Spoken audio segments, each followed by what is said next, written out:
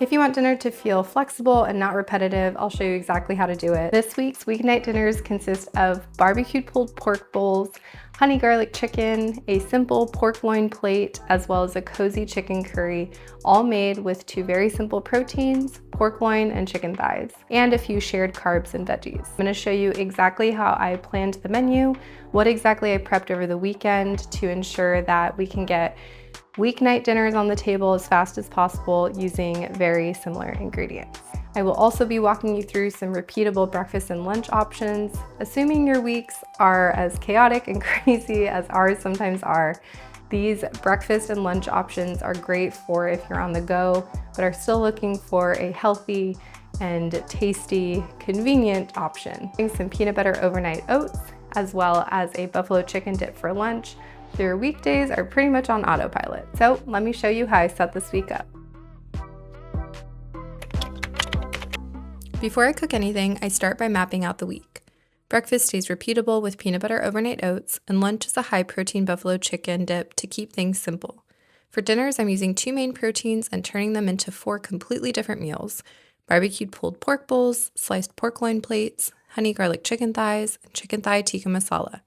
If you want to follow along, I've got a free downloadable menu in the description below. Next up is the essentials. This is where I get the core proteins prepped so the rest of the week runs smoothly. For lunch, I'm using chicken breast, and for dinners, I'm working with two main proteins, chicken thighs and pork loin. I started with the lunch protein first, and when I need shredded chicken, the Instant Pot is my go-to.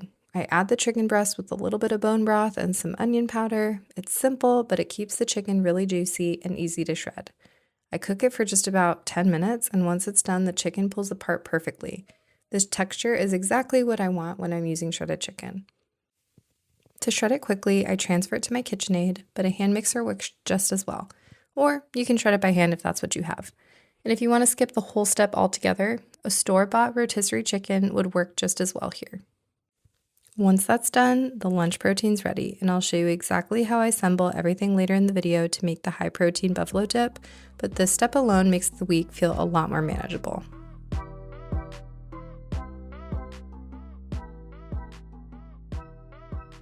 Next up, I'm working on the pork loin. This is one of the proteins I'm using in 2 different ways this week, so I keep the seasoning really simple on purpose. I add the pork loin to the crock pot and season it with brown sugar and garlic salt. That's it. Nothing complicated, but it gives the pork enough flavor while still keeping it versatile. I let this cook on low and slow until it's fully cooked and really tender. This is one of those set it and forget it proteins that I love for meal prep. Once it's done, I take the pork loin out and cut it in half, and one half gets sliced and stored in a glass container. This is the protein for one of the dinners during the week, and it's ready to go as is. The other half goes back in the crock pot. I shred it, add barbecue sauce. I'm using Sweet Baby Ray's, but any barbecue sauce works, and then let it sit for a bit so it can really soak up all the flavor. Cooking the protein once and finishing it 2 different ways is one of my favorite meal prep tricks. It saves time, keeps things interesting, and makes weeknight dinners feel way less repetitive. Next up are the chicken thighs. I'm getting these ready on a baking sheet, and this is one of my favorite little cleanup tricks. I line the pan with a combination of foil and parchment paper because chicken thighs tend to soak through, and if you want less mess later, this helps a lot. I add the chicken thighs to a rack on top of the pan, then keep the seasoning, again, pretty simple: onion powder, smoked paprika, and garlic salt. Since these are being used 2 different ways later in the week, I like to season them neutrally so they can go in different directions later. Once they're seasoned, they go straight into the oven. When the chicken's almost done cooking, I pull the pan back out and finish half of the thighs with a little honey. I brush it on, then add some chili oil. I'm using a garlic chili oil here. It's really good, but it does have a little heat, so just keep that in mind. You can always swap this for whatever you'd like. These are going to be used for the honey garlic chicken thighs later in the week.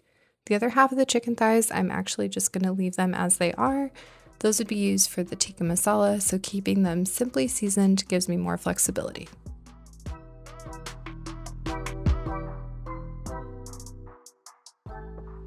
Next up is a quick review of our weekly carbs. We've got roasted sweet potatoes and rice. I start with the sweet potatoes, and I like to keep the skin on because there are a lot of nutrients in there. It also gives them a really nice texture. Just make sure you wash them really well. I chop them in about 1-inch chunks. You don't want to slice them too thin because they'll dry out instead of getting caramelized. Since I'm making a lot, I spread them across 2 baking sheets. So just keep in mind, if you overcrowd the pan, they won't roast properly. They'll steam and it's not great. Before they go in the oven, I spray them with avocado oil and season with garlic salt. Keep it simple and neutral so they work with multiple meals. And I usually roast the sweet potatoes right after the chicken, so I'm not turning the oven on and off. Once they're done, I let them cool, store them, and pop them into the fridge for the week.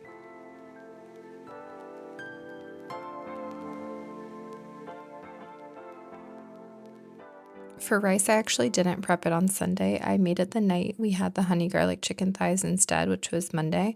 Rice cooks so fast in the Instant Pot that I just prefer to make it fresh, and it's just another reason why I love using it for prepping the basics. Next up is my repeatable breakfast of the week. Got peanut butter protein overnight oats. This is probably one of the easiest breakfasts to prep because you literally just mix everything together. I like to make these in individual mason jars. It just makes portioning really easy, and I can just grab one in the morning. If you like these plastic mason jar covers, like lids, I've loved them. I've had them for over a year now. They're just so much better, in my opinion, than the lids that the mason jars come in because they don't rust, and you stick them in the dishwasher. They're great. I have them linked in the description below if you're interested. In each jar, I add rolled oats or gain vanilla protein powder. I've been using this one for a long time for overnight oats, so I don't know about another protein powder. So just, keep that in mind. Got a cup of unsweetened almond milk and then half a serving of PB Fit, which is powdered peanut butter. Once everything's in, I just stir it all together and pop it in the fridge. That's it. Breakfast is done and ready for the week.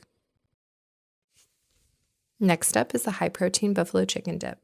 I'm using the shredded chicken I prepped earlier, and this is one of my favorite repeatable lunches because it does not feel like typical meal prep food. And in fact, I'm serving this on Super Bowl Sunday. It's that good. To make the sauce, I start with cottage cheese and blend it until it's completely smooth. This step's important. It just gets rid of any of the clumps and gives you that really creamy base. Once that's blended, I added some Greek yogurt, and between the cottage cheese and the Greek yogurt, this ends up being such a high in protein meal and really flavorful. And honestly, you can't taste either one. It just makes the dip creamy. Then I add the buffalo sauce. I like to use Frank's Red Hot, but any buffalo sauce works here depending on how spicy you like it. And once the sauce is blended, I mix it together with the shredded chicken until everything is evenly coated. At this point, it already smells really good. I portion the dip into individual meal prep containers because it makes lunches completely grab and go. I added about a cup of chicken to each container and then topped it with a little bit of shredded cheese. I pop them into the oven just long enough to melt and lightly broil the cheese on top. I'm not eating these straight out of the oven, but that melted, slightly brown top makes a big difference. When I'm ready to eat one during the week, just reheat it, served it with almond crackers, celery sticks, or carrot sticks. It's easy, filling, and just one of those lunches that actually keeps me satisfied. And just remember, if these proteins or carbs aren't your thing, swap them. Nothing about this is locked in. This is just the framework I use to make the week easier. If you want to plan your weeks the exact same way, my free meal framework is linked below. And come back next week to see how all of this turns into real weeknight dinners. Thanks so much for watching, and I'll see you next time.